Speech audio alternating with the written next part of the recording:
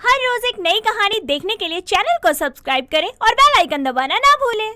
कल्याणी अपने सभी घर वालों के साथ बहुत खुश थी, लेकिन वो अपनी बहू अर्चना के रबड़ी जलेबी खाने की आदत से बड़ी परेशान थी, क्योंकि कल्याणी को भी मीठा बहुत पसंद था, लेकिन हाई शुगर होने की वजह से वो मीठे को हाथ नहीं लगा सकती थी, जिसके चलते जब भी वो अपनी बहू अर्चना को रबड़ी जलेबी खाते हुए देखती, उस पर भड़क जाती और दोनों की लड़ाई होने लगती।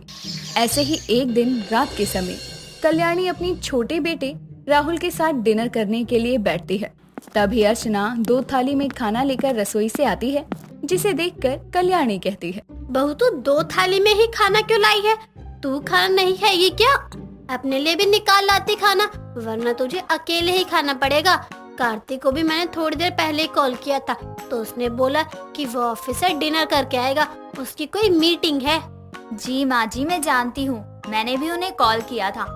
कुछ काम से तो उन्होंने मुझे बता दिया था कि वो देर से आएंगे, मैं खा पी कर आराम कर लूँ। तो फिर तू सिर्फ मेरे और राहुल के लिए खाना लेकर क्यों आए? जा अपने लिए भी खाना निकाल ले। हाँ भाभी ले आइए, सभी साथ में बैठ के खाएंगे। और भैया का क्या है, उनको जब आना होगा वो आ जाएंगे। माँ जी और देवर जी तो पीछे ही पड़ गए हैं खाने के लिए। अब इन्हें कौन समझाए कि अगर मैंने खाना खा लिया तो मेरी रबड़ी जलेबी कौन खाएगा, जो मैंने अपने पतिदेव से मंगवाई है। क्या हुआ? कहाँ खो गई तू? कुछ बोला है बहू तुझे? सुनाई देता है क्या? माँ जी सुनाई देता है, लेकिन मुझे भूख नहीं है, मेरे पेट में दर्द है। बाद में जब आराम हो जाएगा तो खा लूंगी, अब खा लीजिए ना। ठीक है भाभी, माँ रहने दो, भाभी को जब भूख लगेगी वो खा लेंगी। वैसे भी गर्मी बहुत है, जबरदस्ती करना ठीक नहीं है। अपनी बेटे की बात सुनकर कल्याणी आगे कुछ नहीं कहती और चुपचाप खाना खाकर अपने कमरे में चली जाती है, जिसके बाद अर्चना रसोई में जाकर बर्तन धोने लगती है। कुछ देर बाद वो रसोई की साफ सफाई करके अपने कमरे में जाने के लिए जैसे ही सीढ़ियों पर पैर रखती है, तभी दरवाजे की डोरबेल बजती है और वो दरवाजा खोलते ही अपने पति कार्तिक को देखकर कहती है, आ गए आप। आपको पता है मैं कब से आपका इंतजार कर रही थी, भूख के मारे तो मेरी जान ही निकल रही थी। दरवाजा पकड़ कर खड़ी थी क्या, जो इतनी जल्दी खोल दिया? और वैसे भी तुम मेरा इंतजार नहीं कर रही थी, बल्कि अपनी रबड़ी जलेबी का इंतजार कर रही थी। हाँ हाँ ठीक है, आपको जो समझना है समझिए, मुझे तो बस मेरी रबड़ी और जलेबी दे दीजिए। हाँ यार देता हूँ, पहले मुझे घर के अंदर तो आने दो, या दरवाजे पर खड़ी होकर ही खाना शुरू कर दोगी? सॉरी, मैं तो भूल ही गई कि आप बाहर खड़े हैं। आइए ना, अंदर आइए। अर्चना इतना कहकर कार्तिक को लेकर घर के अंदर जाती है और उसे एक गिलास पानी देने की जगह उसके बैग से रबड़ी जलेबी निकालकर खाना शुरू कर देती है, जिसे देखकर कार्तिक हंसते हुए जैसे ही अपने कमरे में जाने के लिए मुड़ता है, सामने अपनी माँ को हाथों में पानी का जग लिए खड़ा देखकर कहता है, माँ आप अभी तक जाग रही हैं? मुझे तो लगा सो गई होंगी। अगर सो जाती तो तुम दोनों का झूठ कैसे पकड़ती? अब समझ में आया कि तू खाना क्यों नहीं खा रही थी। अगर खाना खा लेती तो अपनी ये रबड़ी जलेबी कैसे खाती? जाने दो ना माँ, अगर अर्चना को मीठा इतना पसंद है तो खाने दो। बेटा तू क्या सोचता है मैं इसके खाने पर रोक रही हूँ? मैं बस इसे ज्यादा मीठा खाने से रोक रही हूँ कि जो मेरी हालत है वो इसकी ना हो। बस पता नहीं कहाँ से मुझे रबड़ी जलेबी खाने वाली भूखी बहू मिल गई है, हमेशा बस यही खाती रहती है। तेरा मन नहीं भरता है क्या? नहीं माँ जी, मुझे तो रबड़ी जलेबी रोज खाने दे दो, मैं तो रोज ही खा लूंगी। छोड़ती ही कौन से दिन है तू? 1-2 दिन की कसम नहीं खा सकती, बाकी तो हर रोज ही खाती है। जब बीमार होगी ना तब समझ आएगी मेरी बात। कल्याणी इतना कहकर पानी के जग को गुस्से में डाइनिंग टेबल पर रखकर अपने कमरे में चली जाती है। समय बीतता है, लेकिन अर्चना रबड़ी जलेबी खाना नहीं छोड़ती। एक दिन शाम के समय जोरों से बारिश शुरू हो जाती है। तभी राहुल की फ्रेंड निधि हाथों में पैकेट लिए उसके घर आती है, जिसे देखकर वो कहता है, अरे तुम यहाँ कैसे, और तुम भीग क्यों गई? क्यों, मैं तुम्हारे घर नहीं आ सकती क्या? अच्छा भला ऑफिस से घर जा रही थी और बारिश शुरू हो गई, पास में तुम्हारा ही घर था तो यहाँ आ गई। कुछ गलत कर दिया क्या मैंने यहाँ आकर? कहो तो वापस चली जाऊँ? बस बस यार, कितना गुस्सा करती हो तुम। मेरे कहने का मतलब था कि तुम अचानक कैसे आ गई, लेकिन अब जब पता चल चुका है कि तुम यहाँ कैसे आई हो, तो एक काम करो, अपना सारा सामान यहाँ पे रख दो और मेरे साथ मेरे रूम में चलो और वहाँ पे चेंज कर लेना।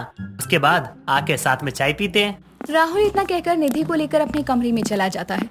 वहीं दूसरी तरफ अर्चना हॉल की साफ सफाई करने के लिए आती है, जहां उसे कुछ पैकेट रखे हुए नजर आते हैं। जैसे ही अर्चना पैकेट खोलती है, उसमें रबड़ी जलेबी देखकर उससे रहा नहीं जाता और वो सोफे पर बैठकर खाना शुरू कर देती है।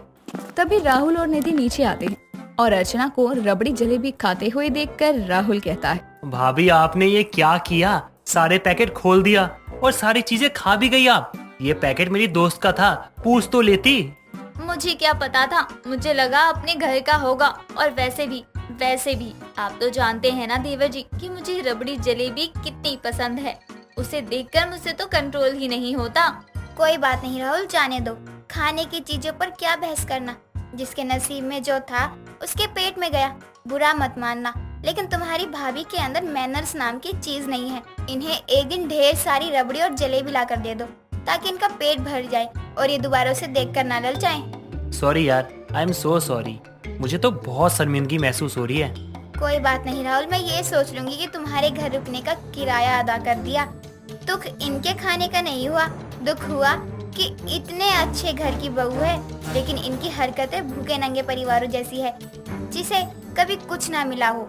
निधि की सारी बातें उसके पीछे खड़ी उसकी सास और उसका पति सुन लेते हैं, जिससे उन्हें अपनी बहुत इंसल्ट महसूस होती है और निधि के जाने के बाद सभी उसे बहुत सुनाते हैं। लेकिन अर्चना पर उनकी बातों का कोई असर नहीं होता। समय बीतता है और एक दिन अर्चना अपने कमरे में लेटी आराम कर रही थी। तभी कार्तिक वहाँ आता है और कहता है, तुम्हें क्या हो गया? तुम क्यों ऐसे मुंह बनाकर लेटी हो? थोड़ा काम भी कर लो, हमेशा बिस्तर तोड़ती रहती हो। हाँ, मैं तो हमेशा ही बिस्तर तोड़ती हूँ। बाकी मेरे हिस्से का सारा काम आप ही तो करने आते हैं। भड़क क्यों रही हो? क्या हो गया? मैं तो मजाक कर रहा था। यार बताओ क्या हुआ? कुछ नहीं, आज 2 दिन से पता नहीं क्यों लेकिन मेरे पंजों में बहुत दर्द हो रहा है, साथ ही चक्कर भी आ रहे हैं। आप मुझे डॉक्टर के पास ले चलिए। रबड़ी जलेबी ला देता हूँ, अभी तबीयत ठीक हो जाएगी तुम्हारी। यार मजाक मत करो, डॉक्टर के पास ले चलो प्लीज। अभी मैं मजाक के मूड में बिल्कुल भी नहीं हूँ। अर्चना की हालत देखकर कार्तिक उसे डॉक्टर के पास लेकर जाता है और उसका चेकअप करवाता है। सारे टेस्ट करवाने के बाद दोनों डॉक्टर के कैबिन से बाहर बैठे रिपोर्ट का वेट कर रहे थे। तभी अर्चना कहती है, कार्तिक जी आप घर पर कह रहे थे ना कि आप रबड़ी जलेबी लाने के लिए, अब लाइए ना, मुझे भूख लगी है। खाली बैठकर वेट करने से अच्छा है कुछ खाकर वेट करें, पता नहीं कितना टाइम लगे। मुझे पता था कि तुम बिना रबड़ी जलेबी खाए घर वापस नहीं जाओगी। पता नहीं मेरी माँ को तुम जैसी रबड़ी जलेबी खाने वाली बहू कहाँ से मिल गई। अरे जिसे जब भूख लगे तो उसको बस रबड़ी जलेबी ही चाहिए। अब सुनाते ही रहोगी या लेकर भी आओगे? अर्चना की बात सुनकर कार्तिक हंसते हुए क्लिनिक के बाहर जाता है और थोड़ी देर बाद रबड़ी जलेबी लेकर वापस आता है तो देखता है कि अर्चना अपनी सीट पर नहीं थी। तभी एक नर्स से उसे पता चलता है कि वो डॉक्टर के कैबिन में है, जिसके बाद वो कैबिन में जाता है जहां डॉक्टर उससे कहती है, आप कौन है? अपॉइंटमेंट है आपके पास? डॉक्टर ये मेरे हस्बैंड हैं। ओके आइए बैठिए। Madam, is everything fine? कोई घबराने वाली बात तो नहीं है ना? नहीं, घबराने वाली कोई बात नहीं है। आजकल ये बीमारी छोटे बच्चों को भी हो जाती है। बस कुछ चीजों में इन्हें कंट्रोल करने की जरूरत है। इन्हें इस टाइम बहुत हाई शुगर है, इन्हें मीठे से दूर रखिए।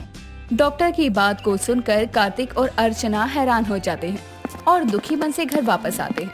अर्चना का उतरा हुआ मुंह देखकर कल्याणी उससे कारण पूछती है, जिस पर कार्तिक उसे सारी बात बताता है, जिसे सुनकर वो हंसते हुए कहती है, देखा, मैंने तुझे पहले ही कहा था इतना मीठा मत खा वरना नुकसान करेगा। अब भुगत, अब तुझे भी शुगर हो गई। अब मीठा खाना तो दूर, तुझे तो मीठा देखना भी नसीब नहीं होगा। इस तरह से अर्चना को अपनी लापरवाही का फल मिल जाता है और कल्याणी को अपनी रबड़ी जलेबी खाने की भूखी बहू की आदत से हमेशा के लिए छुटकारा मिल जाता है। ज्योतिका के पिता रमनलाल गांव के एक मशहूर शाही नाम के ढाबे में लोगों को खाना परोसने का काम करते थे। तनख्वाह थोड़ी थी जिससे घर का खर्च चलाना मुश्किल था। उसका परिवार कच्चे मकान में गरीबी में जिंदगी जी रहा था। एक रोज वो थका हारा काम से घर आता है और हाथ मुंह धोकर सभी खाने के लिए बैठते हैं तो थाली में सूखी रोटी, एक सब्जी और प्याज देकर ज्योतिका कहती है, फिर वही रोटी और उबली हुई सब्जी।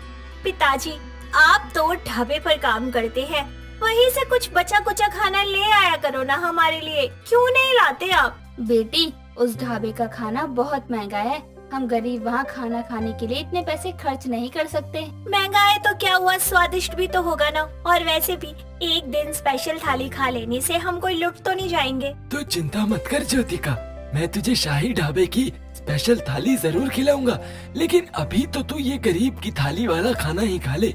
सुरेखा, मोहन कहाँ है? दिखाई नहीं दे रहा। वो तो सुबह नौकरी की तलाश में घर से निकला था, लेकिन अब तक वापस नहीं आया। दोनों बात ही कर रहे होते हैं कि मोहन गुस्से में आता है और अपना बैग खाट पर फेंकते हुए कहता है, सब जगह बस घूसखोरी ही चल रही है।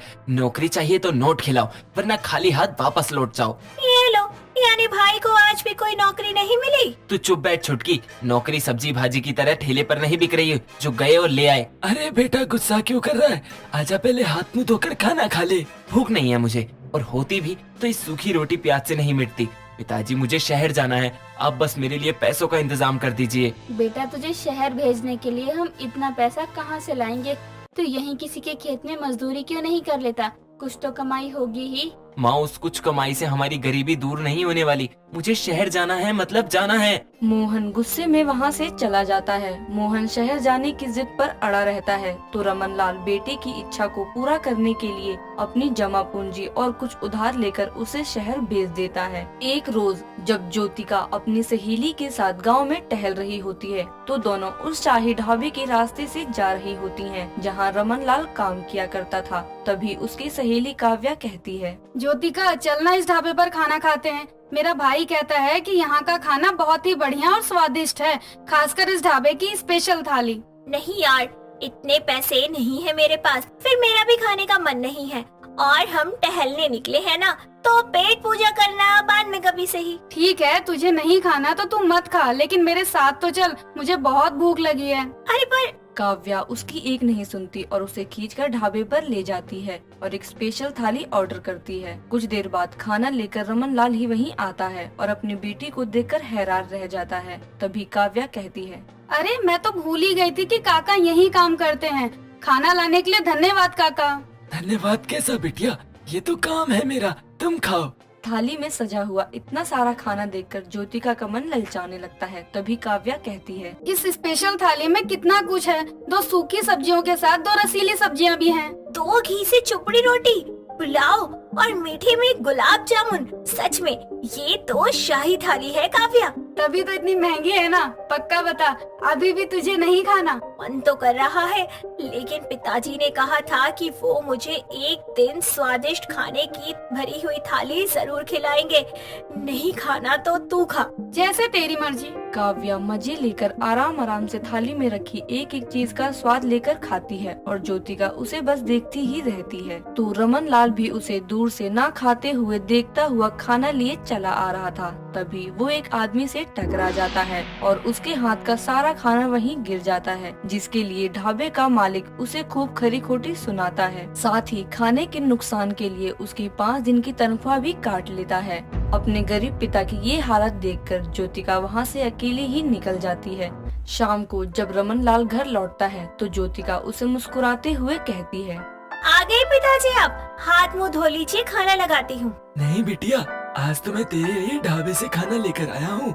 अपनी माँ को बुला, तीनों मिलकर खाते हैं। नहीं पिताजी, मुझे नहीं खाना उस ढाबे का खाना जहाँ एक जरा सी गलती पर मेरे पिताजी को इतना सुना दिया उस ढाबे के मालिक ने। ऐसे क्यों बोल रही है ज्योतिका? कुछ हुआ है क्या? अरे भगवान, आ गई तुम। कुछ नहीं हुआ, ये खाना खा लो और परोस कर ले आओ। ये तो ढाबे का खाना है, आपको इतना महंगा खाना लाने की क्या जरूरत थी? हम गरीब की थाली में इतना महंगा खाना।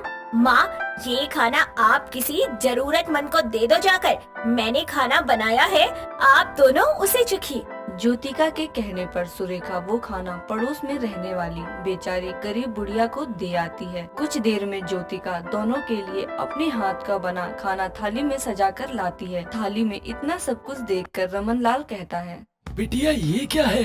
ये गरीब की थाली है पिताजी। घर में जो कुछ था मैंने इस थाली में भरा है, जैसे 2 रोटी, धनिया, हरी मिर्च की चटनी, प्याज और चावल और आलू की तरी वाली सब्जी। तूने तो गरीब की थाली के खाने को भी स्वादिष्ट बना दिया ज्योतिका।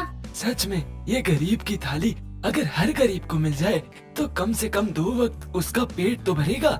सही कहा पिताजी आपने। आज जब मैं काव्य के साथ शाही ढाबे पर गई थी, उसकी स्पेशल थाली में खाने की इतनी सारी चीजें देखकर मुझे विचार आया कि जैसे शाही थाली होती है वैसे ही गरीब की थाली भी तो हो सकती है, कम ही सही और थोड़ा ही सही, लेकिन खाना तो स्वादिष्ट उसमें भी हो सकता है। बस फिर लगा दिया मैंने भी अपना दिमाग और बना दी गरीब की थाली। विचार तो अच्छा है बिटिया, पर ये खाना खाएगा कौन? लोगों को तो बढ़िया बढ़िया पकवान खाना पसंद है। ये खाना भूखे और बेसहारा लोगों के लिए बनाएंगे हम, और इस गरीब की थाली का दाम होगा सिर्फ 10 रुपए। ज्योतिका की बात रमन लाल को ठीक लगती है और वो उसका साथ देने के लिए तैयार हो जाता है। अगले दिन वो घर के बाहर सूखे घास की एक टपरी लगाकर 2 लकड़ी के बेंच लगाते हैं बैठने के लिए, और ज्योतिका के साथ सुरेखा खाना तैयार करती है। साथ ही रमन लाल टपरी के ऊपर बोर्ड लगाता है, गरीब की थाली। 2 दिन गुजर जाते हैं, उसकी टपरी पर कोई नहीं आता। तभी एक गरीब औरत बोझा लिए वहाँ आती है। मैंने सुना यहाँ 10 रुपए में खाने की थाली मिलती है। हाँ बहन जी, हम पकवान नहीं बस पेट भरने लायक खाना बनाकर बेचते हैं 10 रुपए में। अच्छा, तो मुझे 2 थाली खाना दीजिए। 2 दिन से मैं और मेरे पति ने कुछ नहीं खाया, जैसे तैसे 500 रुपए की कमाई हुई है 3 दिन में। ये लीजिए आपके 20 रुपए।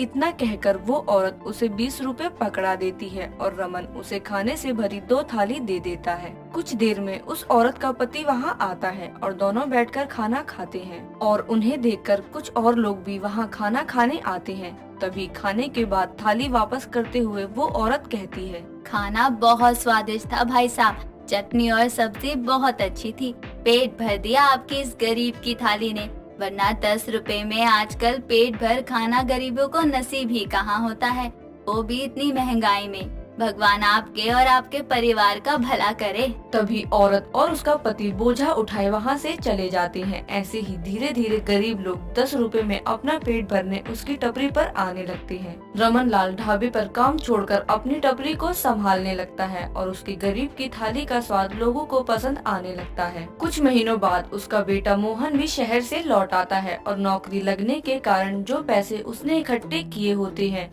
उससे अपने पिता की टपरी को ढाबे में बदलता है, जहां गरीब की थाली के साथ साथ और भी खाने की चीजें मिलने लगती हैं। इस तरह वहां गरीब की थाली से गरीबों का पेट भी भरता है और रमन लाल की कमाई भी होने लगती है। दोस्तों, अगर आपको ये कहानी पसंद आई तो इसे लाइक करें, शेयर करें और कमेंट करके बताएं कि कहानी में आपको सबसे अच्छा क्या लगा।